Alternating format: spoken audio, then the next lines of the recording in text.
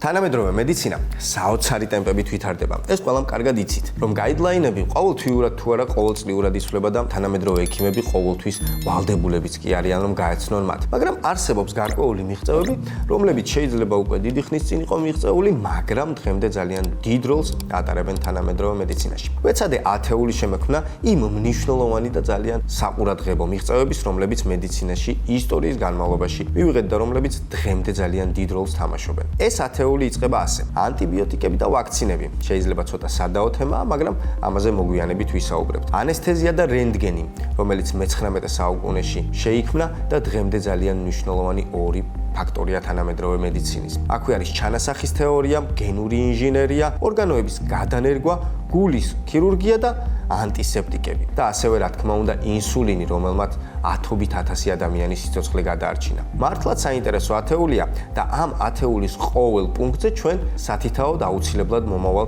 ვიდეოებში ვისაუბრებთ. გამარჯობა, მე გუგა ვარ და ეს ჩვენი მესამე ვიზიტია.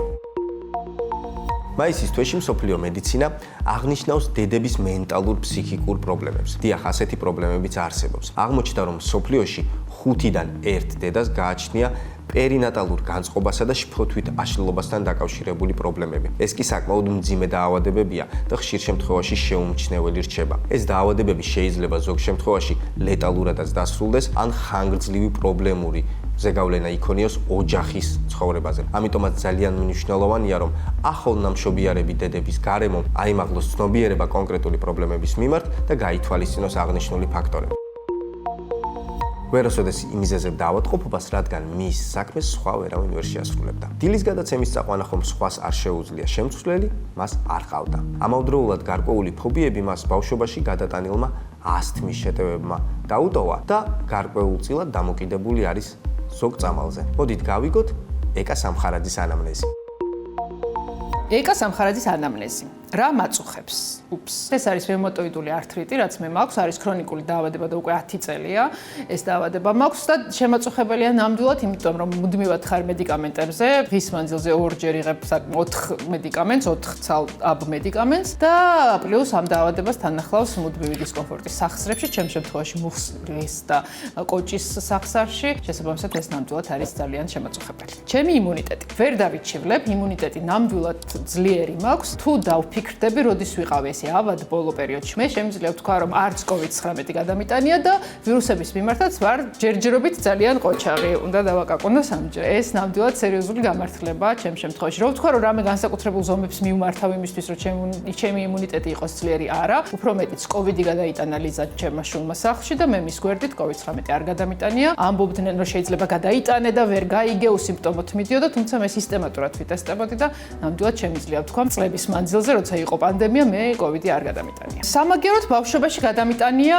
ყველა ეგრეთ წოდებული ბატონები, რაც კი არსებობს, იმიტომ რომ აქტიურად მედებოდა, იყო სხვადასხვა ბატონებთან მიმართებაში გარკვეული რიტუალები სრულდებოდა სახლში იმისთვის, რომ ამ ყველაფერს კარგად ჩაევლო და ავადობა მარტივად და კარგად დასრულებულიყო, ეს ყველაფერი გავლილი მაქვს. მაძმევდნენ ზრიან წინდებს. ჩემ შემთხვევაში იყო სპირტი გაზავებული წყალში, ამით დაზელა, თუ არ ხდებოდა სიცხის დაწევა, ეს იყო ერთ-ერთი მეთოდი იმისთვის, რომ ჩემთვის ტემპერატურა დაერეგულირებინათ. ერთ დროს მაწუხებდა და დაუძლია. ასეთი იყო ასთმა. უბრალოდ ვერ ვიტყოდი, რომ ბოლომდე ჩამოყალიბებული ასთმა მქონდა, ასთმური მოვლენები მქონდა გარდა ტეხის ასაკამდე, თუმცა ეს იყო ძალიან რთული. მემართებოდა ეს შეტევები მაშინ, თუ მქონდა ემოციური დღეები, რომლითაც ბავშვი ბევრს ვიცინებდი, ან რაღაც ესეთი ძაფრი ემოციები მექნებოდა. შესაბამისად, მძაბავდა ეს ძალიან და ყოველთვის ვიყავი მოზობილი საკუთარ ემოციებში, რაც ბავშვისთვის ნამდვილად მარტივი არ არის. დაუძლია, მაგრამ ასთმამ დამიტოვა გამძაფრებული ალერგიული ფონი, რაც განსაკუთრებით დასავლეთში გამოვლინდება ხოლმე, თუ მოხვდები ნესტიან გარემოში ან ნესტიან ამინდში,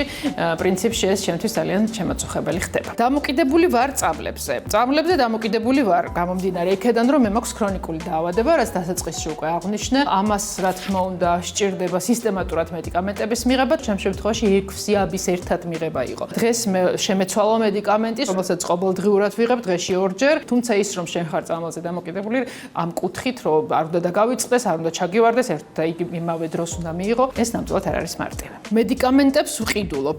მედიკამენტების ყიდვა ესეთი თემაა. თუ მივდივარ საზღვარგარეთ, სამოგზაუროდ თუ მივდივარ ბავშვებთან ერთად, მთელი რაღაც ნაკრები უნდა მოვამზადო, რომ უნდა მქონდეს აუცილებლად თან სიცხის დამწევი, უნდა მქონდეს ჭრილობის შემთხვევაში დასამუშავებელი შესაძლებლობები, უნდა მქონდეს ყელის ტკივილის, ხველების და აუცილებლად ანტიბიოტიკი, იმიტომ რომ მაინც რა თქმა უნდა უცხო ქვეყანაში ანტიბიოტიკის შეძენა არ იქნება მარტივი. მთელი ეს რაღაც ნუსხა მედიკამენტების, რომელიც 10 დღის მანძილზე ვაიდა შეიძლება დაგჭირდეს და გამოიყენოს. ცუდად მახსოვს ალბათ ეს ბავშვების მოგონებები ასთმასთან დაკავშირებით, მაწუხებს კლაუსტროფობია და ზუსტად შეიძლება იყოს აქედანაც წამოსული ეს ფობია, იმიტომ რომ რაღაც ჩაკეტილ სივრცეში ყოველთვის ეს განცდა მაქვს, რომ შეიძლება სუნთქვა გამიჭირდეს. ვიმიზეზებდი ავადყოფნას, როცა ალბათ მეზარებოდა სკოლაში წასვლა. სამსახურში ამის ფუფუნება არ მქონდა, იმიტომ რომ მე არ მაქვს ისეთი სამსახური და არც არასდროს მქონია, რომ როცა შეიძლება დილით აი უცბად გადაწყვიტო, რომ სიცხე გაქვს და ეს თქვა და გეპატიებოდეს. იყო პერიოდი, როცა დილის გადაცემაში ერთი წამყვანი ვიყავი და ჩამნაცვლებელიც არავინ იყო, შესაბამისად მოვიმიზეზებდი კი არა, როცა რეალურად ავად ვიყავი, მაშინაც არ მქონდა უფლება, რომ ეთერში არ ყოფილიყავ. რამდენად ხშირად ვიკეთებ პროფილაქტიკურ ანალიზებს. ერთგულად მივყვები წელიწადში 2 ჯერ, 6 თვეში ერთხელ მე ვცდილობ, რომ ანალიზები ჩავაბარო და შესაბამისად ვიცოდე ჩემი ჯანმრთელობის მდგომარეობის შესახებ უფრო მეტი ინფორმაცია მქონდეს. ეს ჩემი ქრონიკული დაავადებიდან გამომდინარეც არის. გარკვეულ მედიკამენტებზე როცა ხარ, საჭირო არის გარკვეული შემოწმება ორგანიზმის, რომ ყველა ორგანო გამართულად ფუნქციონირებს და მუშაობს და უდროოდ-დროს არ გიმოხცოლოს. შესაბამისად ეს რუტინა ჩემთვის მნიშვნელოვანია. რამდენად ხშირად ვსტუმრობ ექიმს. ესეც შესაბამისად ჩემი მდგომარეობიდან გამომდინარე მე სისტემატურად მიწევს გარკვეულ ექიმებთან სიარული. ეს არის აუცილებლად რევმატოლოგი, ეს არის ენდოკრინოლოგი, ეს არის გინეკოლოგი, ეს არის მამოლოგი, რომელთანაც აქტიურად წლის მანძილზე რამდენჯერმე მიწევს ვიზიტი. დიაგნოზი მირჩენია გადავამოწმო სხვა ექიმთან. მე როცა მივდივარ ექიმთან, მე მას ვუცხადებ სრულ აბსოლუტურ ნდობას, შესაბამისად მისი რეკომენდაცია არის ჩემთვის ძალიან მნიშვნელოვანი და ყოველთვის ვითვალისწინებ. როგორც წამყვანს მეშინია დამემართოს. ეს ჯანმრთელობასთან დაკავშირებით ალბათ არ არის. რაც მეშინია და ყველა წამყვანის ფობია, ალბათ მოულოდნელად სიცილი არ აუტყდეს ეთერში. როცა დაძაბული ხარ და რაღაცაზე გაგეცინება, სულ მნიშვნელოვან რამეზე შეიძლება ძალიან ისტერიული სიცილი დაიწყო და არ არის მარტივად მართვადი ეთერში. ალბათ როგორც წამყვანის ეს ფობია მაქვს. როცა ბავშვი ავად ხდება, ამ დროს როგორი დედა ვარ. ლიზა უკვე არის 16 წლის, შესაბამისად უკვე როცა შედარებით იზრდება ბავშვი, მის ჯანმრთელობის მიმართაც ესე გადარეული ყურადღებით არ ხარ და განსაკუთრებული აღქმა ამ ყოველფრის არ გაქვს, მაგრამ რა თქმა უნდა ხარ ყურადღებით. განსაკუთრებით ყურადღებით თუ არა აცრების მიმართ, იმიტომ რომ ლიზას ჩატარებული აქვს სრულად გეგმიური ყველა აცრა, ლიზას პაპილომავირუსის აცრაც აქვს ჩატარებული და ეხლა რასაც გეგმავ, აუცილებლად მას გავუკეთებ ვაქცინაციას მენინგიტის წინააღმდეგ. ეს არ არის ჩვენთან რაღაც კალენდარში, თუმცა ევროპაში საკმაოდ აპრობირებული აცრა არის და მინდა რომ ამ ხრივას დაცული იყოს, იმიტომ რომ პრინციპში აცრა ნამდვილად დღეს არის შესაძლებლობა იმის, რომ ძალიან სერიოზული რისკებისგან დაიცვა საკუთარი თავი და საკუთარი შვილი. ადვილად ვიმშობიარე, გაუტკივარება გავიკეთე, ეპიდულარული გაუტკივარება და ეს ნამდვილად იყო გამოსავალი და ხსნა ჩემ შემთხვევაში, რომ არ ყოფილიყო დიდ სტრესთან დაკავშირებული ჩემი მშობიარობა და მართლაც მახსოვს 15 წუთი იყო ძალიან მოკლე დროში ვიმშობიარე და ეს ნამდვილად არ მახსოვს როგორც სტრესი პირიქით, ეს იყო უდიდესი და განსაკუთრებული მოვლენა ჩემს ცხოვრებაში, როცა გაჩნდა ლიზა. დეკრეტში ვიყავი. დეკრეტში ვიყავი ალბათ დღეების მანძილზე. ჩემი დეკრეტი გაგრძელდა მაქსიმუმ 1 თვე, რამდენიმე კვირა, იმიტომ რომ მე მალევე მომიწია ეთერში დაბრუნება. ძუძუ ვაჭამე კი, ლიზა 3 თვის მანძილზე იყო ძუძუზე, ბუნებრივ კვებაზე და შემდეგ ის გადავიდა უკვე ხელოვნურ კვებაზე. ემოციური ვარ, ადვილად ვფეთქდები.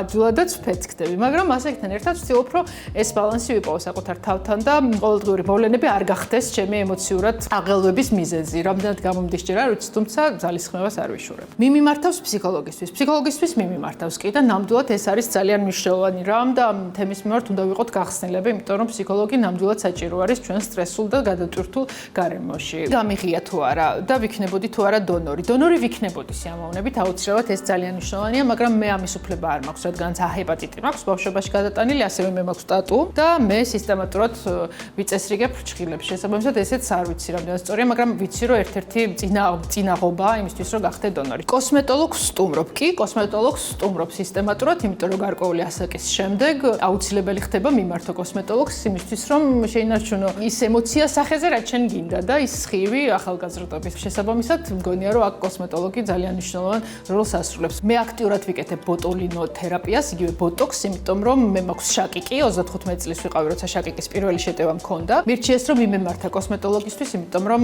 ბოტოქსი გარკვეულწილად ეფექტ ზოგჯერ შემთხვევაში არართულ ფორმებში შაკიკის მშველელი ხდება ხოლმე და ჩემს შემთხვევაში გაამართლა. ჯანსაღი ცხოვრებით ვცხოვრობ. დღეს არ ვიცი რამდენად არის ჩვენს გარემოში შესაძლებელი იმის თქმა, რომ ვცხოვრობთ ჯანსაღი ცხოვრების წესით. ალბათ ვერ, იმიტომ რომ ჩვენი კვება, ჩვენი გარემო და ჩვენი ცხოვრების წესი ამ ყველაფერია ჯანსაღისგან ძალიან შორს არის. თუმცა ბოლო პერიოდში მე დავიწყე ვარჯიში. გარკვეული ასაკის მე ხვდები, რომ ეს ძალიან მნიშვნელოვანი არის, რომ იყოს ყოველდღიურობის ნაწილი, იმიტომ რომ ბევრ ენერგიას გაძლევს და ორგანიზმს უკვე გარკვეული ასაკის შემდეგ დახმარება სჭირდება. ვიკვებები მძინავს წყალს ვსვამ. ვერ დავიკვეხნი, რომ ჯანსაღად ვიკვებები ძილთან დაკავშირებით, აი დილის გადაცემა ჩემს ცხოვრებაში ძილი მოაწესრიგა. ადრე მიწევდა გაღვიძება ყოველდღიურად და შესაბამისად გადაეწყო ჩემი ორგანიზმი ისე, რომ დროულად ვიძინებ, შესაბამისად ნამდვილად შემიძლია ვთქვა, რომ დილის გადაცემის დამსახურება ის, რომ ჩემი ძილი მოწესრიგებულია. ჩემთვის ფაქტობრივად წარმოუდგენელია ღამის თევა ან გვიანობამდე ყოფნა. რას ამოვიღებდი ჩემი რაციონიდან? ჩემი მტერი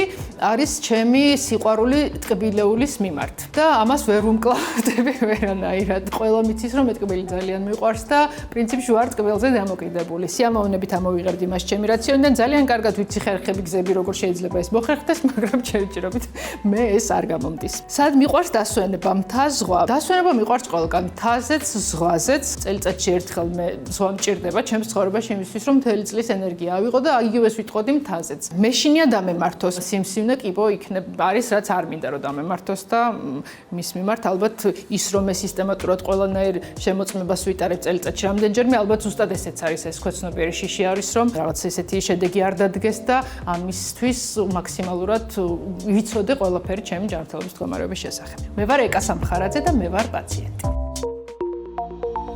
რატომ გახდა პრობლემა D ვიტამინი? საქართველო ხომ საკმაოდ მზიანი ქვეყანაა, როგორც ვიცით, და თანაც წლებია გვესმის, რომ გლობალური დათბობა გვაწუხებს. მაგრამ იქნებ პრობლემა კვების რაციონშია. იქნებ არასწორად ვარჩევთ კიტრს, ან თუნდაც პამიდორს. იქნებ პრობლემა იმაშია, რომ ექიმების რეკომენდაციებს არ ვითვალისწინებთ, არადამ მათი გათვალისწინებით შეიძლება ვიტამინების ნაკლებობა საერთოდ არც კი ვიცოდეთ, რა სახის პრობლემაა. ექიმის შოთა ჯანჯღავა არასოდეს არ ითვალისწინებს ონლაინ კონსულტაციებს და ძალიან საინტერესოა თუ როგორ ქართულ მენიუს შეგვირჩევს ის.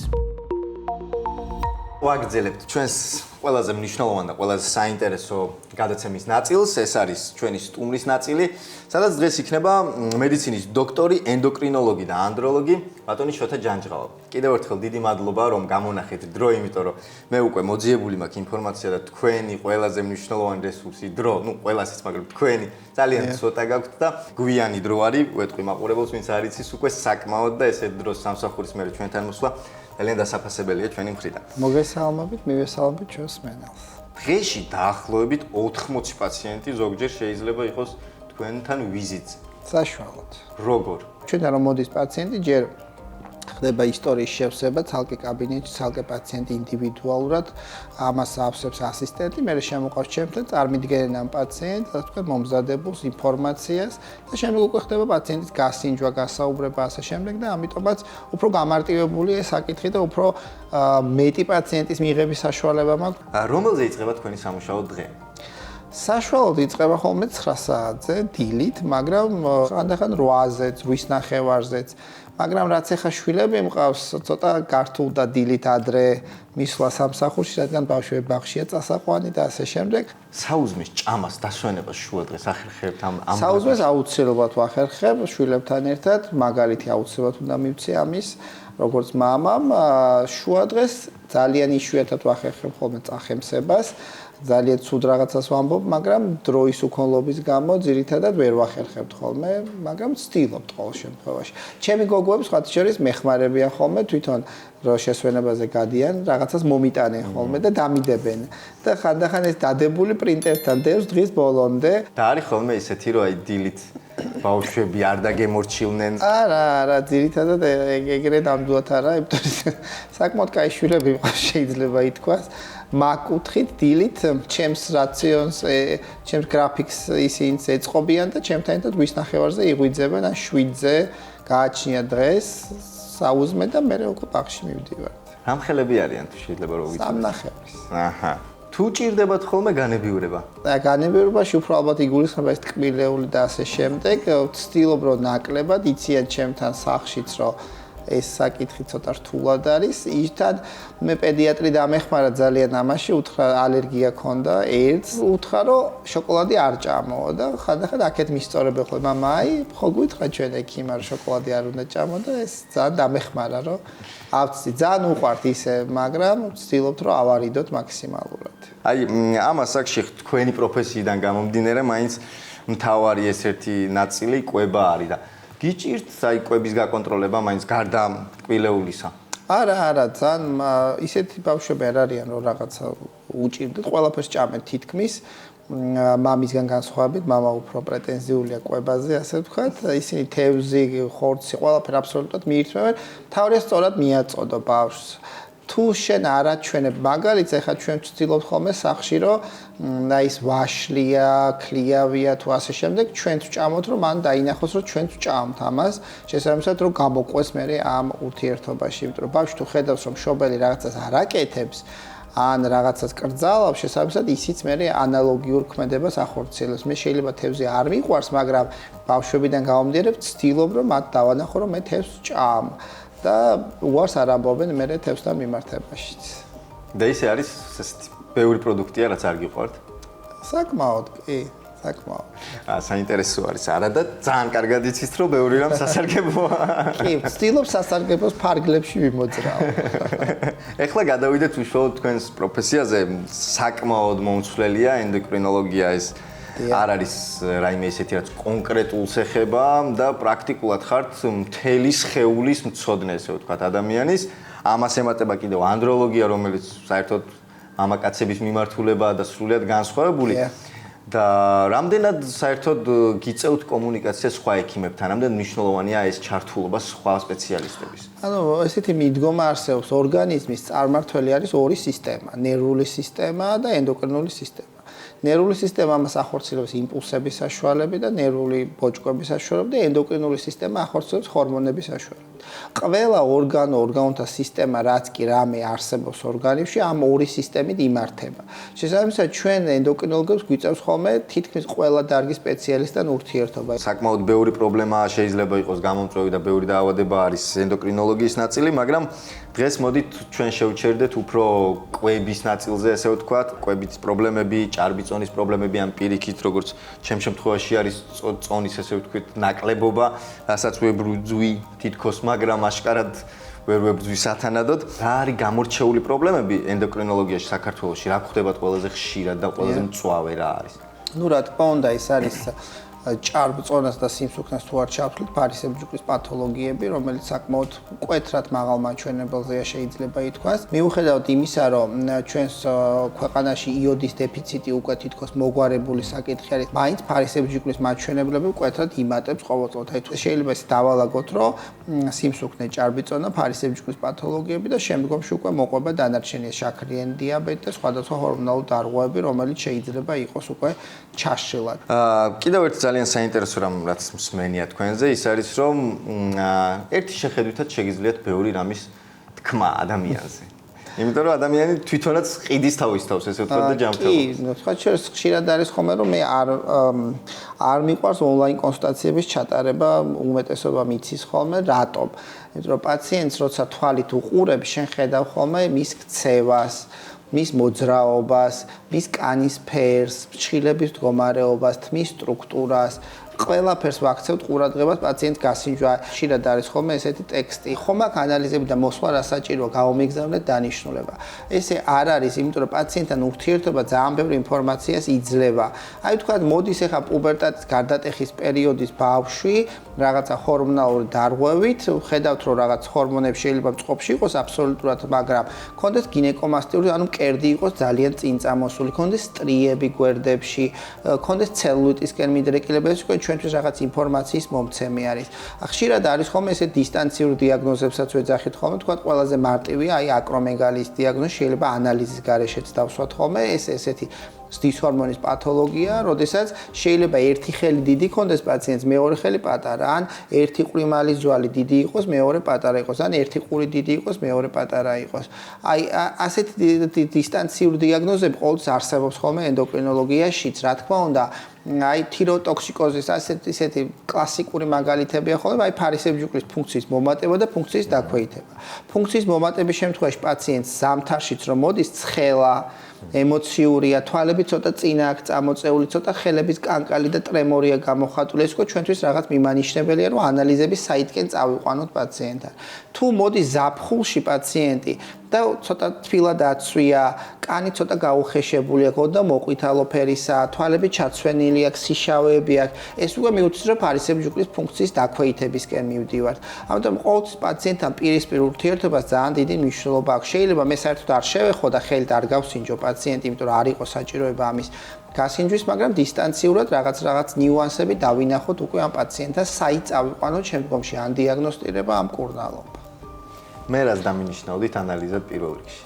პირველ რიგში რა თქმა უნდა ფარისებჯუკლის მდგომარეობა უნდა შემოწმდეს, რკინა და ფერიტინი, რკინის რეზერვი, ცილის მაჩვენებელი, ელექტროლიტური ცვლა, ანუ მინერალური ცვლა რა მდგომარეობაში და ვიტამინების შემცველობა როგორა ორგანიზმში. და მე გავიგებ რა არ მასუქებს მოკლედ. მე რომ მგონია რომ გენებია და ვერაფერს ვერ უშველებ. არა, შეიძლება გენები იყოს და ვერაფერი ვერ ვქნათ. შეიძლება იმიტომ სრულიად ჯანსაღი ორგანიზმი იყოს, არანაირი დარღვევა, აბსოლუტურად არაფერი არ იყოს, უბრალოდ ესეთი კონსტიტუციური აგებულება აქვს მაგ გენეტიკურად მოწოდებული და მაშინ ეს ნიშნავს, რომ იდეალური მეტაბოლიზმი გაქვს და ჭამთ ყველაფერს და არ სუქდები. და ის თვით დიეტები თავის საკუთარი თავის თვითონ მოვლა რამდენად მისაღები არის?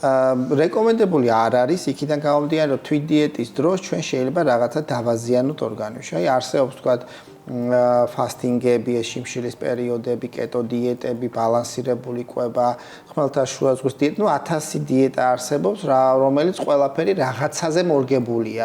შესაბამისად, ყველა ადამიანს ინდივიდუალურად უნდა მოხდეს დიეტის შედგენა. აი როცა პაციენტი მოდის ხოლმე ჩვენთანაც პირველ დიეტას, ესეთი ჯანსაღი ცხოვრების წესის პრინციპებზე აგებულ დიეტას ძირითადად ვაწვდით ხოლმე ისეთ შერჩევის გარეშე. უკვე მეორე, მესამე ვიზიტზე როცა მოდის ხოლმე პაციენტი, ხდება დახვეწა უკვე აი ამ დიეტის პაციენტთან ერთად, ის გვეუბნება რა გაუჭირდა, რა არ გაუჭირდა, რა ეფექტი მიიღო, თქვა შეშუპება იყო, წყლიანს რაოდენობა, ანუ ძალიან ბევრ საკითხს ვამახვილებთ ყურადღებას და მის შემდეგ უკვე ინდივიდუალურად ვარჩევ დიეტას. ანალიზების ნიუანსები იყოს გათვალისწინებული, რა დარღვევაც იყო. თქვა ადამიანთან თუ მოვიდა, რომ არის B ჯგუფის ვიტამინის მკვეთრი დეფიციტი, ესეთ შემთხვევაში აი პური დიეტაში უნდა ფიგურირებდეს, ხორცი უნდა ფიგურირებდეს დიეტაში, იმიტომ რომ მასში შედის ეს B ჯგუფის ვიტამინები.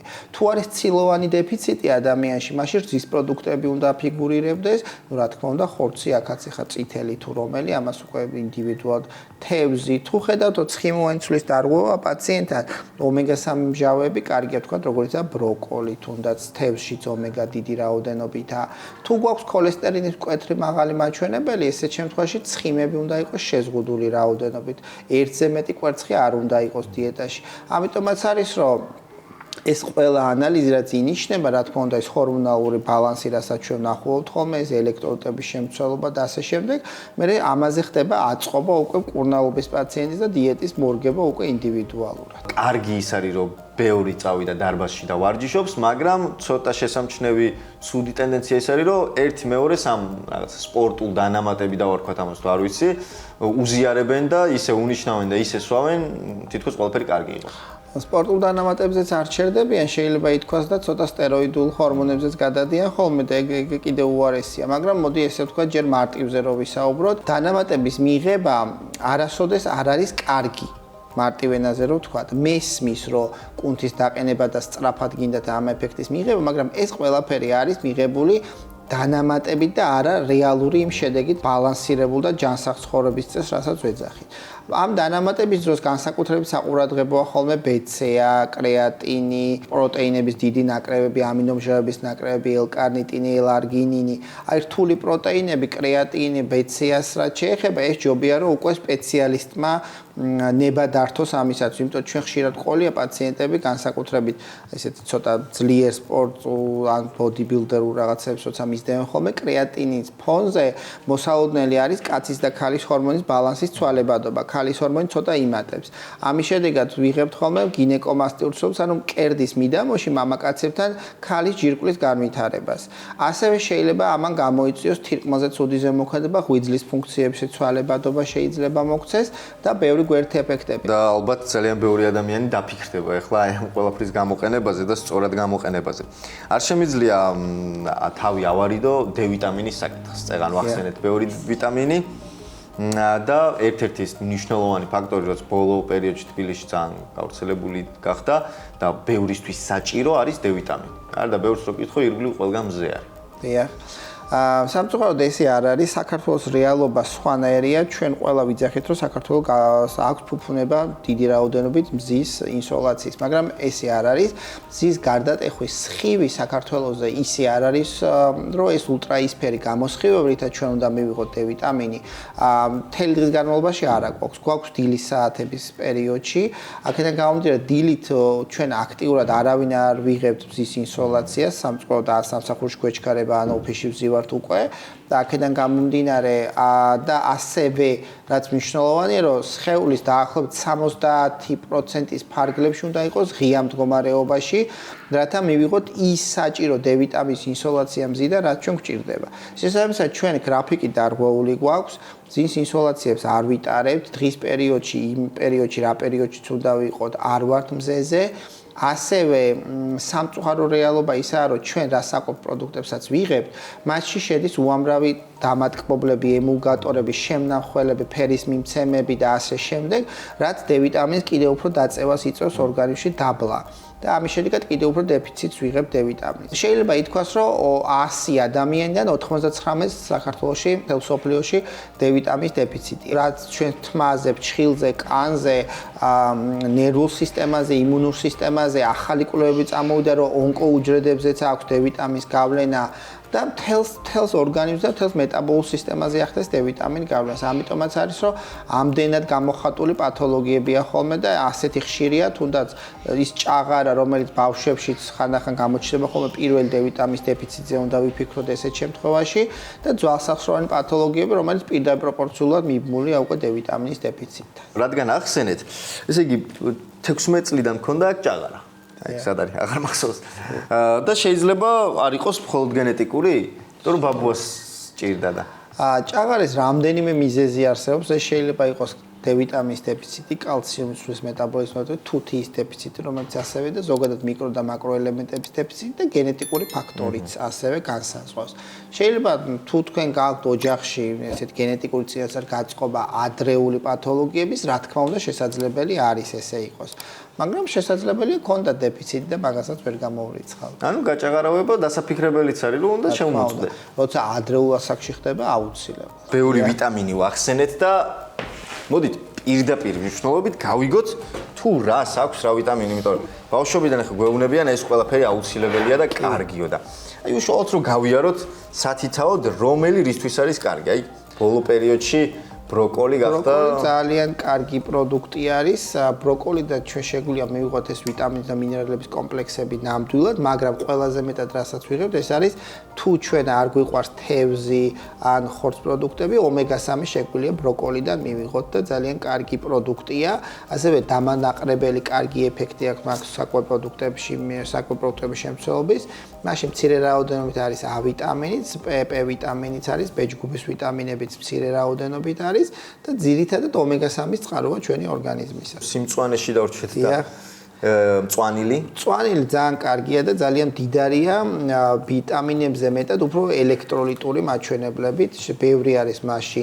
გააჩია როგორ მწვანილს ავიღებთ, უფრო ყველა მაგნიუმი, კალციუმი, კალიუმი, ფოსფორი, ქლორი ყველა ის მიკროელემენტები რაც ჩვენ გვჭირდება ხოლმე მწვანილს ყველაფერი არის უმეტეს შემთხვევაში უბრალოდ სამწუხაროდ ჩვენ მწვანილს არაეფექტურად ვიყენებთ სალათაში როცა ვიყენებთ ძალიან კარგი არის მაგრამ აი სადილებში როცა ვიყენებთ ის კარგავს თავის ფუნქციას იმიტომ თერმული დამუშავება არ უყვარს ხოლმე ბადრიჯანი ერთ-ერთი ჩემი საყვარელი ბადრიჯანში ხა ბევრი დიდი არაფერი არ არის რა თქმა უნდა მიკრო და მაკროელემენტები მასშიც არის მცირე რაოდენობით არის E ვიტამინი, ელექტროლიტები არის შიგნით, ბოჭკოა მასში დიდი რაოდენობით, ეს არის მცენარეული წარმოშობის ნახშირწყალი, მარტივად რო ვთქვა, რაც ენერგიის და საშენი მასალით გამოყენებისთვის კარგი არის ორგანიზმში და ასევე ყურძნისწყლის ტრაქტის მოქმედების და ფუნქციონირებისთვისაც კარგია.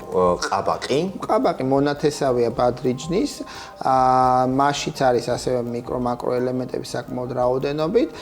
ყაბაყი ბადრიჯნისგან განსხვავებით უფრო არ უყვარს თერმული დამუშავება, უფრო ნაკლებად უნდა იყოს თერმულად დამუშავებული, იმიტომ რომ უფრო მალე მზადდება მარტივენაზე რო ვთქვა და ვეცადოთ რომ ძალიან არ ჩავშალოთ ბოლომდე, მოვხარშავთ ასე ვთქვა.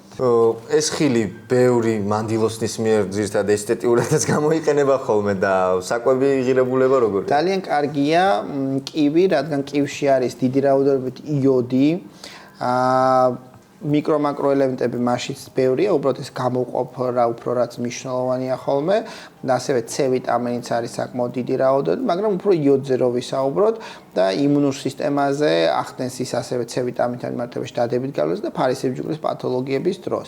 მაგრამ ასევე ცალკე უნდა გამოყოთ, მას აქვს ძალიან კაი ზემოქმედება შეკრულობის შემთხვევაში, აი პაციენტებს როცა დიეტას უნიშნავთ ხოლმე, ხანდახან აქვთ ხოლმე შეკრულობა, როგორც კი 2-3 წელ კივს ჩავთავთ კვებაში, თქვა წახებსებაში ან ხილის ადგილას, მაშინვე ეხმარება ყურძნისწყლის ტრაქტს მოწესრიგებაში. ძალიან საინტერესო. ბოსტნეული, რომელიც სინამდვილეში ხილია, პამიდორი. პამიდორი ძალიან კარგია, მასში ბევრი ანტიოქსიდანტები არის, მაგრამ პამიდორთან მიმართებაში ძალიან გასათვალისწინებელია, რომ ის არ უნდა იყოს დაბინძურებული ნიტრატებით. და ნამდვილად ბუნებრივად მოყვანილი პომიდორი უნდა იყოს, და ეს ანტიოქსიდანტებს რა აქვს ფუნქცია, რომ ჩვენს ორგანიზმში ეხმარებიან ცუდი ნივთიერებების მიმართ ბრძოლას აცხადებენ და ამის შედეგად დეტოქსის ფუნქცია აქვს მარტივად რო ვთქვა და წმინდავენ ჩვენს ორგანიზმს ამ ზედმეტი ნივთიერებებისაგან და ოქსიდაციურ სტრესზე ღვიძლის დეტოქსის ფუნქცია, ასევე ნაღვდენი ფუნქცია შეიძლება მივაწეროთ მას, რაც შემდგომ დადებით გავლენას ახდენს. არის ეხა კვლევები, რომ არის წითელი ნივთიერება, რაც ფერს აძლევს მას და აქვს ანტი-ონკოლოგიური ზემოქმედებაც ასევე ორგანიზმზე. და ადეკვატური რაოდენობით, როცა გვაქვს საშუალება ზაფხულის პერიოდში, უნდა მივიღოთ პომიდორი აუცილებლად. ძალიან საინტერესოა. ხილი, რომელიც ძალიან პოპულარული გახდა ბოლო წლებში, ავოკადო. ავოკადო ძალიან კარგი არის თავისი ომეგა-3-ის შემადგენლობით. და ასევე ბევრი ვიტამინებია მასში, განსაკუთრებით E ვიტამინია დიდი რაოდენობით. ამ E ვიტამინს აქვს აღმდგენი ფუნქცია, ზოგადი ორგანიზმის აღმდგენი ფუნქცია, კანის სტრუქტურაზე მოქმედებს კარგად, ღვიძლის ფუნქციებზე მოქმედებს, როგორც ანტიოქსიდანტური ნივთიერება.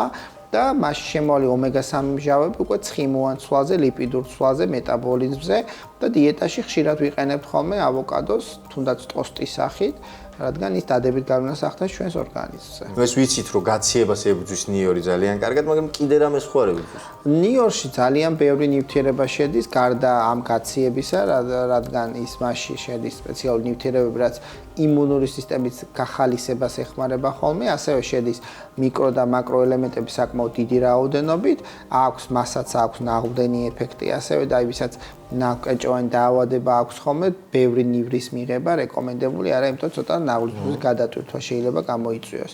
ასევე აქვს მას დეტოქსის ფუნქცია, შეიძლება დეტოქსებშიც გამოყენებული იქნას სხვადასხვა მცენარეულ პროდუქტებთან ერთად და ასევე აქვს დადებითი ზეგავლენა ნერვულ სისტემაზე, ცოტა აჩქარებს ნერვული სისტემის ფუნქციონირებას. ძალიან საინტერესო. აქ გვაქვს კიდევ ტრადიციული ციტრუსი, რამოდენიმე ნაირსახეობა. გავაერთიანოთ ესენი ერთად, რა თქმა უნდა, მასში შემოვალი C ვიტამინი არის უმეტესად, სხვა ვიტამინებიც არის მასში, მაგრამ შედარებით მცირე რაოდენობით. C ვიტამინია ყველაზე ისეთი აქტიურად გამოხატული რაოდენობით, PP ვიტამინიც არის, რაც კბილზე, კარიეს უცვლილებებზე ახდენს გავლენას, მაგრამ მაინც იმუნურ სისტემას მივაწერთ ციტრუსებს და იოდის შემცველობად არის რაღაც გარკვეული რაოდენობით, მაშინ რაც იმუნურ სისტემას წაახალისებს ჩვენი ორგანიზმისას. აქ გვაქვს კიდევ ორი ტრადიციული ბოსტნეული, ეს არის ბულგარული წიწაკა და კიტრი. აი მაგენით ერთმანეთს დავაცილოთ ჯობია, იმიტომ რომ ერთი არის ძალიან მაღალკალორიული პროდუქტი, იმიტომ რომ კი, წიწაკა თავის სით გვაქვს, იმიტომ რომ ნახშირწყლებია შიგნით დიდი რაოდენობით. ამიტომ თუ ჩვენ გვაქვს შაქრიანი დიაბეტი, ჭარბი წონისკენ მიდრეკილება ასე შემდეგ, წიწაკის შემცველ და ბულგარული შემცველ საკვებ-პროდუქტებს ვერ იდებით ხოლმე, რომ წონაში არ მოვიმატოთ. აი კიტრი კიდე პირიქით ყველაზე ამათ შორის შეიძლება ითქვას ყველაზე დაბალკალორიული, თითქმის 0 კალორიასთან ახლოს გარი პროდუქტი არის, წყალია მასში დიდი რაოდენობით, ასევე კიტრის გარდა იმისა, რომ შინაგანი გამოყენება და გარეგანი გამოყენება შეიძლება კანის სტრუქტურის აღდგენისთვის, მასში შემავალი მიკრო-მაკრო ელემენტები და გამომდინარე, მაგრამ ძირითადი ფუნქცია არის მაინც წყლის რაოდენობა, რაც დიდი რაოდენობით უნდა მივიღოთ. ამ პროდუქტებს კიდე დავამატოთ აუცილებელი ეს არის სტაფილო და ჭარხალი. რომელიც ბავშვების განვითარებაზე ახდენს გავლენას, იმიტომ რომ მასში შედის A ვიტამინის წინა კაროტინი, ესეთი ნივთიერება, რომელიც და განვითარებაზე ახდენს გავლენას და ხშირად ხსვენია ხოლმე ალბათ ჩვენს ბავშვობაში, ან გვასმევდნენ კიდევაც სტაფილო და ჭარხლის წვენს და ზუსტად აი ეს ვიტამინები რაც კი არის, ყველას მიღებას აქვს თავის წესი. აი თქვა თუნდაც სტაფილო და ჭარხალში შედის ეს A ვიტამინი, ბეტა კაროტინი იგივე, რომელიც ცხიმში ხსნადი ნივთიერება. ამიტომ ჩვენ თუ დილას მივიღებთ ჭარხლის და სტაფილოს წვენს, მას აუცილებლად რაღაცა ცხიმიანი უნდა დავაყოლოთ ზევით და თუნდაც ერთი კოვზი ადრე ზეთსაც გვასმევდნენ ხოლმე. ან ხაჭო, ან მაწონი, ან კეფირი, ან თუნდაც კარაქიანი ყვი, რომ აი შეწოვა მოხდეს იმ ნივთიერებების. აი D ვიტამინი მახსენეთ ჩვენ და D ვიტამინსაც როცა ვსვამთ ხოლმე, აუცილებლად D ვიტამინი ცხიმიან საკვებს უნდა დავაყოლოთ. რათა მისი შეწოვა მოხდეს. თუ ჩვენ D ვიტამინს დავლევთ და მხოლოდ წყალს მივაყოლებ და მეც არაფერს და საუზმე არაფერი არ იქნება, ჩათვალეთ იმ D ვიტამინის 60% არ შეიწოვება ორგანიზმში. ასეა ეს ყველა საკვებ პროდუქტი, რასაც ჭირდება თავისი მომზადება, ასე თქვა, თერმული დამუშავება, რათა ის სასარგებლო ფუნქციები, რაც მათ აქვს და ნივთიერებები მაქსიმალურად შევითვისო. თქვენ აღნიშნეთ, რომ აი დალევა, ბევრი ხილის და ბევრი ბოსტნეულის კარგი არის. ანუ როდესაც წვენს ვაკეთებთ, არა კომპოტს, წვენს როცა ვაკეთებთ, არაფერი არ გვეკარგება? დაკარგვით გარკვეულწილად იკარგება და გეტყვით რატო. ყოველი აი ესეთ დამუშავების შედეგად, მაცერაციის შედეგად რაღაცა მიკრო-მაკრო ელემენტების დაზიანება შეიძლება მოხდეს. ამიტომ ყოველთვის ჯობია რომ ეს ვაშლები ვიყოთ ესე ნატურალურ სახით და ჩვენმა კუჭმაწლავმა თვითონ მოინელოს ეს პროდუქტი მას როგორ ჭირდება ისე. როდესაც ჩვენ ვაწვით რაღაცა მომზადებულ საკვებ პროდუქტს, აი წვენს თუნდაც და გეტყვით რატომ. აი ჩვენ ხო გვაქვს კუჭის წვენი. კუჭის წვენში როცა ხდება ეს რაღაც საკვებ პროდუქტები, მათი გადამუშავება ხდება, ასე ვთქვათ, მომზადება ხდება იმისთვის, რომ ნაწლავმა მერე შეიწოვოს. როდესაც ჩვენ ფრეშის სახით ვიღებთ აღნიშნულ ნივთიერებას, სითხე კუჭში არ ჩერდება, გადის. და შეიძლება ნაწლავებში ის მომზადებული ისე არ გადავიდეს, როგორც ჭირდება ორგანიზმს შეწოვა მოახდინოს და რაღაც ნივთიერებები კი რა თქმა უნდა მივიღებთ რაღაც ნივთიერებს, მაგრამ რაღაცები შეიძლება დაიკარგოს. ამიტომაც თუ ეხა ბავშვი არ ჭამს ხილს, შეგვიძლია რომ ფრეში ჩაუნაცვლოთ, მაგრამ უპირატესობა მაინც თვითონ ნატურალურ პროდუქტს ენიჭება ესეთ შემთხვევაში. აქ გვაქვს ერთგვარი ტრადიციული ქართული სუფრის მენიუ. თუ შეგიძლიათ მონიშნოთ თუნდაც ის პროდუქტები, მოდით ამას გათხოვებთ. ჯობია, რომლებიცაც შეიძლება ჯანმრთელი მენიუ ავაწყოთ ქართული სუფრიდან. ზოგადად ჯანსაღი კვების რაციონი არ მოიცავს რაღაცა ისეთი პროდუქტების მთლიან აკრძალვას არავითარ შემთხვევაში. აი დიეტებსაც როცა ვწერთ ხოლმე, ხანდახან შოკოლადსაც ვთავთ ხოლმე 25 გრამს, რაღაცა წახალისებები გვაქვს ხოლმე. ამიტომ თავარი არის ჩვენ დღის რაციონს და ბალანსს როგორ ავაწყობთ. ამიტომ თქვათ ერთი ნაჭიერი პური სრულიად შესაძლებელი არის რომ მივირთვათ, მაგრამ ეხა თუ პურს მივირთვეთ საკვებზე იმ დროს ჭაც ნუ მივირთვებთ. ერთ და იგივე პროდუქტში გადის ჩვენთვის. ყველი რა თქმა უნდა იმერულ ყველს ენიჭება უპირატესობა, უმარილო იმერულ ყველს. შეგვიძლია ეხა სულგუნიც გამოვიყენოთ ნაკლებმარილიანი, მაგრამ ცოტა უნდა მაღალკალორიული პროდუქტია. თუ ჩვენ ხაჭაპური გვინდა რომ მივირთვათ, ესე შემთხვევაში ჭადდაპური არ უნდა მივირთვათ. და ხაჭაპური შეიძლება. კი. ლობიანს რაც შეეხება, ლობიანი თვითონ პროდუქტია ცოტა მძიმე ლობიოდან გამომდინარე, იმიტომ რომ საკმაოდ მაღალ კალორიული პროდუქტია ლობიო, აქედან გამომდინარე ნაკლებად უწევთ ხოლმე რეკომენდაციას, მაგრამ თუ ეხა ადამიანი მარხვაზეა, რა თქმა უნდა შეუძლია. კიტრი პომიდორზე დიდი შეზღუდვები არ გვაქვს. ნიგვზიანით შეიძლება ოღონდ ცოტა ნიგვზით რო იყოს. ნიგვზიან ბადრიჯანს რაც შეეხება, აქ ცოტა ესეთი ორი ნაირი ბადრიჯანი გვაქვს ჩვენ საქართველოში. ერთი რომელიც ესე აი წასმულად რო აკეთებენ ხოლმე და მეორე აწეწილი ბადრიჯანებით რო აკეთებენ. აი აწეწილში ნიგოზი უფრო ცოტაა.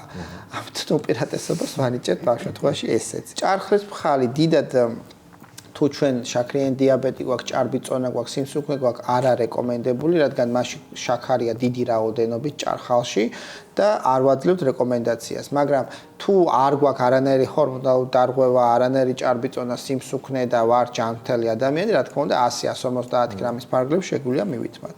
ქათმის სალატა გააჩნია როგორ მომზადებული. თუ ეს არაჟნითაა მომზადებული, უპირატესობას ვანიჭებთ ხოლმე და თუ ეს მაიონეზითაა მომზადებული, ნაკლებად, მაგრამ თუ სახში მომზადებული მაიონეზია, რომელიც შედარებით ჯანსაღი და არც ისე რთული რეცეპტია, სხვათა შორის და ძალიან მარტივი მოსაძებნია ინტერნეტში, ძალიან მარტივად მზადდება მაიონეზი სახში. ბაჟეთს რაც შეეხება, ეხლა გამონაკლისების სახით შეგვიძლია ბაჟეთს მივირთვათ, დაახლოებით 2-3 სუფრის კოვზი, მაგრამ აი საცივს დიდ რეკომენდაციას არ უწევთ, რადგან თვითონ კაკლის მოხარშვა არ არის დიდად რეკომენდებული და კაკლის ნახარში ასე ვთქვათ. ღომი შეგვიძლია, ელარჯი შეგვიძლია მცირე რაოდენობით, სოკო კი ბატონო, ქათამი ჩაშუშული, აი ქათამი ჩაშუშულში თუ მარტო ხორცს შევჭამთ კი ბატონო, მაგრამ აი ქათმის ნახარში ნუ იქნება მაინდა-მაინც.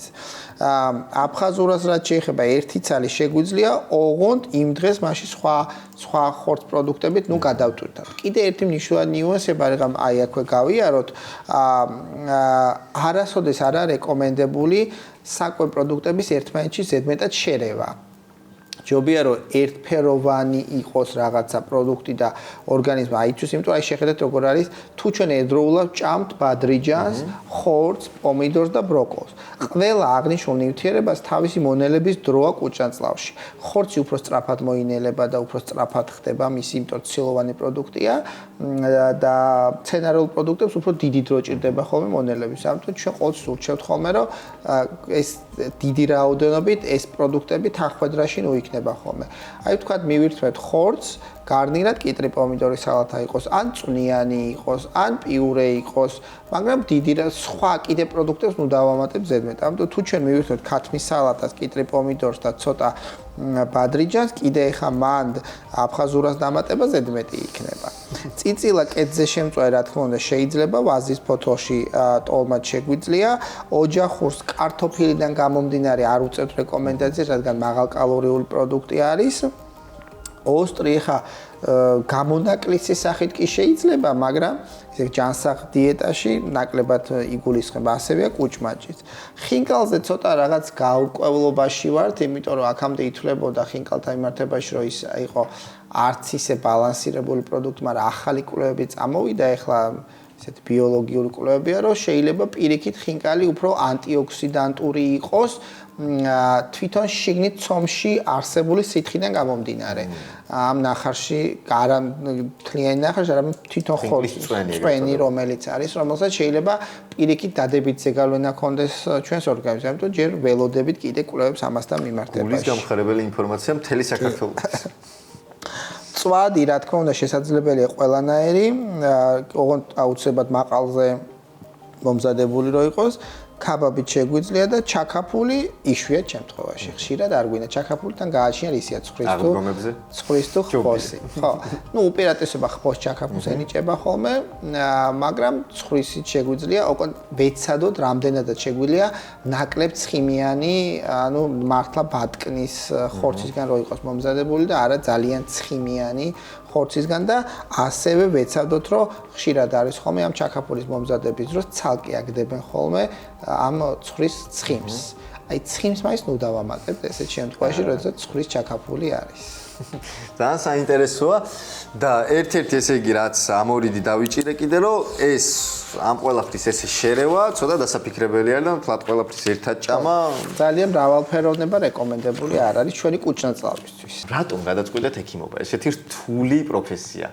არ ვაპირებდი ექიმობას მათ შორის, ჯერ ისტორიკოსობა მინდოდა რატომღაც, მე ეკონომისტობა, ექიმი ყავს ბიძაშვილი, მხოლოდ სხვა მეტი არავინ არ ყავს ოჯახში ექიმი სანათესაოში და ერთ საღამოს დავფიქრდი და რატომღაც მომინდა რომ მეც ექიმი გამხდარიყავ, თორე ეს მოხდა ბოლო წელს სკოლის ბოლო სემესტრი იწყებოდა ასე ვთქვათ. უკვე მათემატიკაში ვემზადებოდი, ასე შემდეგ, როგორც ხდება ხოლმე და ბოლო წელს გადავწყვიტე, რომ გამხდარი იყავ ექიმი და სწრაფად მოხდა მე გადართვა ბიოლოგია ქიმიის მომზადებაში, ასე ვთქვათ. და რა ვიცი, მე მგონი ცუდად არ მოვიქეცი. და ეს მიმართულებაც თავშივე გადაწყვეტეთ? არა, მიმართულება თავიდან გინეკოლოგია მინდოდა. მაგრამ მე-4 კურსზე, როდესაც ენდოკრინოლოგიის კურაციას გავდიოდით, ქალბატონი ელენე გიორგაძე, რომელსაც ძალიან დიდი წვლილი მიუძღვის ჩემი როგორც ენდოკრინოლოგის ჩამოყალიბებაში, შემოგთავაზა ხომ არ დავრჩებოდით კათედრაზე ენდოკრინოლოგიის და მას შემდგომ უკვე შემორჩით კათედრაზე მე და რამდენიმე. და ბოლო კითხვა ეს თქვარი ჩვენი გადაცემის სახელიდან გამომდინარე, ესეთი კითხვა არის. თქვენ როგორი პაციენტი ხართ?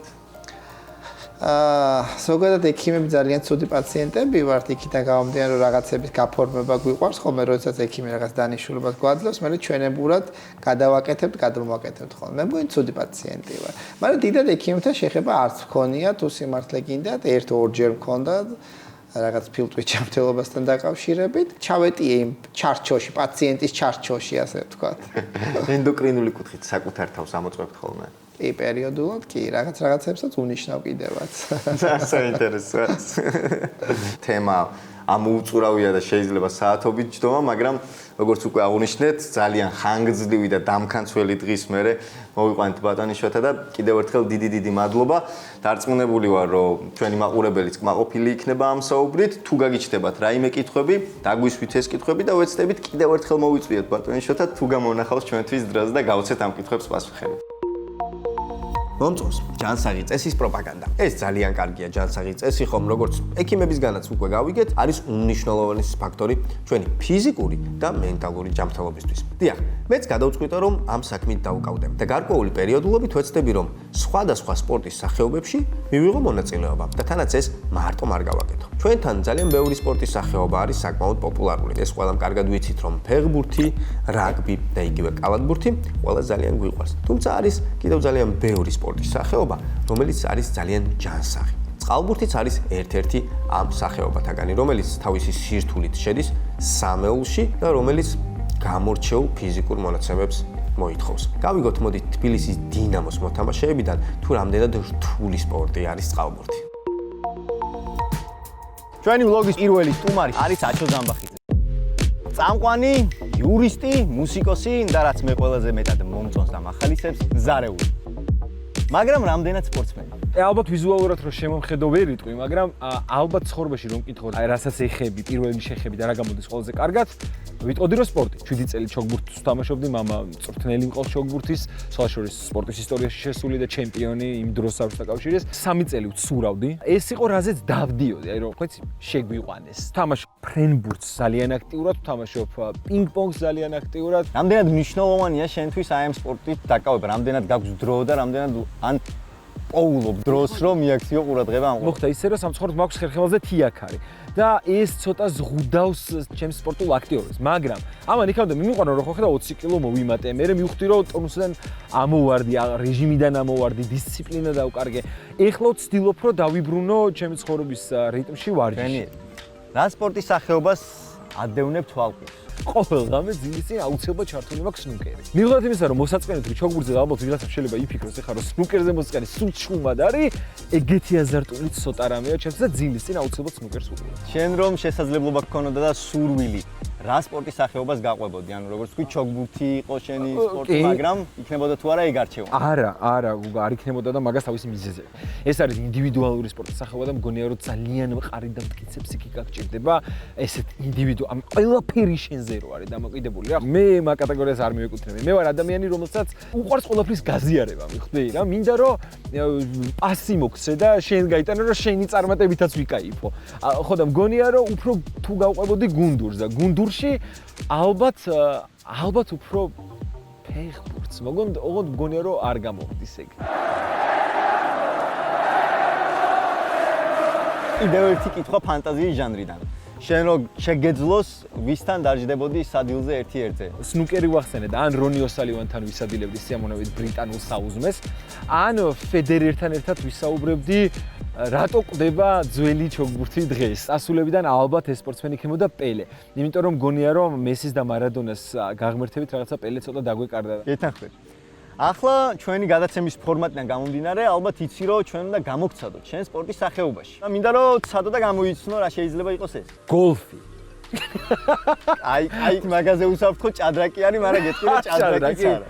აი ხმელეთზე ვარ? სურალ? იბატა. უნდა შევეჯიბრო ვინმე სურალს. არ უნდა შევეჯიბრო, მაგრამ უნდა გამოგცადოთ რამდენად გამოგივა უნარები არა ცურვასა, არამედ წყალბურთში და სხვათა შორის ეს ბურთი რომელიც გიკავია, არ არის ფრენბურთი, არამედ არის წყალბურთი. ბიჭო, კი რა არის უცნაური კონსისტენცია მეთქი, მაგრამ რა ჩამოვჭი თანამედროვეობას იქნება. მიცურავს ვერ და გიждდებით სურვაზე, მაგრამ წყალბურთი არასოდეს არ მითამაშია და სულ მგონია რომ ერთ-ერთი ყველაზე არსებული სპორტის სახეობიდან ერთ-ერთი ყველაზე რთული სპორტი მგონია. წავედით, ჩვენი მისამართია პოლიტიკოსკაის 30. ეხლა მიდივართ იქ. ეს ბურთები არ მჭირდება, ეგ წამოიღე. ვაი, მეხმერთო, აბაჩო.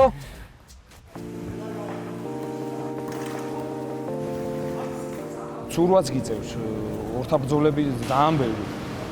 ბურთით თამაში, ამის კონტროლი, იქ სათამაშო ინტელექტი იმისთვის საჭირო რომ დაინახო მოედანის ვინაა თავისუფალი, ანუ ყველაფერი ერთადაა რა, გაერთიანება.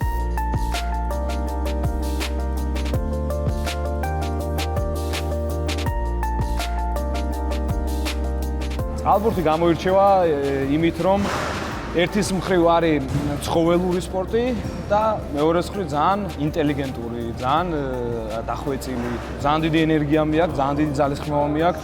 ნუ ეხლა შრომა ყველაფერს სჭირდება და მე ვერ გამოვარჩევ ეხლა სხვა სპორტზე ადვილია, რთულია თქო, ესე ვერ ვიტყვი. რავი, ნებისმიერ სპორტს შეადარო, ყველა სპორტი ძირითადად ხმელეთზე მიდის და იქ მაინც ადვილია, ხო, ბუნებრივი არის ხმელეთზე და წყალი მაინც ნასწავლია, უნდა აითვისო, უნდა შეეგუო. ცოტა დაიკნინა ეხლა თავი. ძალიან რთული სპორტია. მე ვიტყოდი რომ ალბათ რაც არსებობს სპორტებით, სამეულში მაინც შედის თავისი სირთული. თუ არის რაიმე განსაკუთრებული დიეტა საჭირო, რასახის წესები არის იმისთვის საჭირო, რომ ფიზიკური კონდიცია გქონდეს სულ მაღალ ფორმაში. ერთი კვირა როცა არ ჩავდივართ წყალში, უკვე გვეკარგება ეგრევე გრძნობა, ანუ წყლის გრძნობა. შეიძლება რთული აუხსნა მაყურებლისთვის, მაგრამ ჩვენ ეგრევე ვეძახით. თავიდან დამძიმებული რაღაც, აი თითქოს ხელები ამოვარდნილია რიტმიდან და ეგეთი რაღაცები ხშირია ხოლმე. ამიტომ ისე გამოვდის, რომ დიდი დასვენება არასდროს არ გვაქვს. წყალბურთის ძირითადი თამაში მიდის ფეხებზე. და ეს ბალანსი და ამ ფეხებისთვის ძალიან საჭირო ოპტიმალურ წონაზე იყო, რომ არც ძალიან ჩატე იყო, რომ მე ორთაბრძოლებში არ დაიჩაგრო და არც ძიმე რომ ვეღარ ამოხვიდე წყლიდან და ამისთვისაც დიეტა ძალიან საჭირო და რა თქმა უნდა, დანამატების რაღაცები აღდგენისთვის მასაჟები და ეს ყველაფერიც ძალიან მნიშვნელოვანია. ჩვენ ყოველდღე თითქმის საათნახევარი ვარჯიშობთ დარბაზში დილით, მერე საათნახევარი წყალში და მერე საღამოს კიდე საათნახევრიდან 2 საათამდე წყალი ვამბე. ეს ძალიან ცხოველური დატვირთვებია. რეალურად ჭიდაობა მიდის პრაქტიკულად წყალში, ანუ დარტყმა ეს აკრძალულია, მაგრამ ჩვენ კარგად ვიცით, რომ ბევრი აკრძალულია, მაინც ხდება და რამდენად ტრავმატული სპორტია. ხშირია რაღაც აი ჯიუ-ჯიტსუს და ძიუდოს ელემენტები რა, მართლა აი ეს ტანში შესვლა, მოტრიალება ეს მთელი წელით და მთელი ტანით ძალიან ხშირი არის წყალბურთში. თითქმის ყოველ ეტაპზე შეტევის თუ დაცვის. ამიტომ ეს ძალიან კონტაქტურია რა, ძალიან კონტაქტური სპორტია, რა თქმა უნდა, რაც შეეხება დარტყმებს. დარტყმები ძირითადად უხეშობად ითვლება და ბინძური მოთამაშე ურტყავს, მაგრამ ხშირად არის რომ სწორედ ის ბინძური მოთამაშე რო გაგაღიზიანებს, შენც რა თქმა უნდა დარტყმას ორი დარტყმით უნდა უპასუხო უბრალოდ რომ იმან აღარ გაბედოს მერე დარტყმა, იცოდეს ვისთან აქვს საქმე. ყველას ურჩევ რომ არავინ არ სცადოთ წყალბურთელის გაბრაზება და არ გინდათ მithumetes წყალში მიჯერით, მithumetes წყალში. რას ეტყოდი მაყურებელს, რომელიც ჯერ კიდე ფიქრობს შეიყვანოს თუ არა თავისი შვილი წყალბურთზე და რას ეტყოდი პატარებს, რომლებმაც შეიძლება არ იცოდნენ წყალბურთის შესახებ. რატომ წყალბურთი? მშობლებს ვეტყოდი რომ თუ გინდათ რომ ყავდეთ ყველაზე ჯანმრთელი ბავშვები, შემოიყვანეთ აუცილებლად სურვაზე და ახალგაზრდა სპორტსმენებს ურჩევ რომ მაქსიმალურად დაიხარჯონ ვარჯიშებზე. ენდონ პროცესს, ასე ვთქვათ, იმიტომ რომ ეს ძალიან გრძელი პროცესია და ეს ერთ-ორ დღეში შედეგი არ იქნება, მაგრამ თუ იშრომებენ, შრომა აუცილებლად დაუფასდება.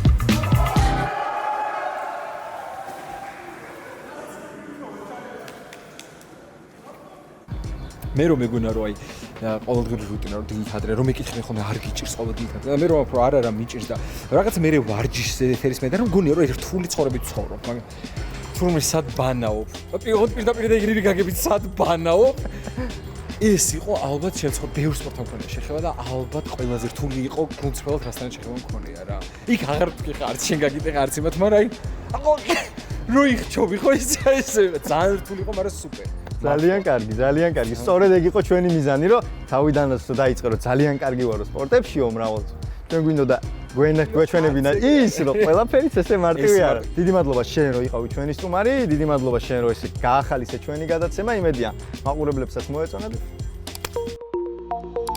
ძილი გავლენას ახდენს სხეულის თითქმის ყველა ქსოვილზე, ზრდაზე, ჰორმონების დონეზე, იმუნიტეტზე, გულ სისხლძარღვთა ჯანმრთელობაზე, არტერიულ წნევაზე, მადასა და სუნთქვაზეც კი. გისურვებთ ჯანმრთელ ძილს. მომავალ ხუთშაბათამდე.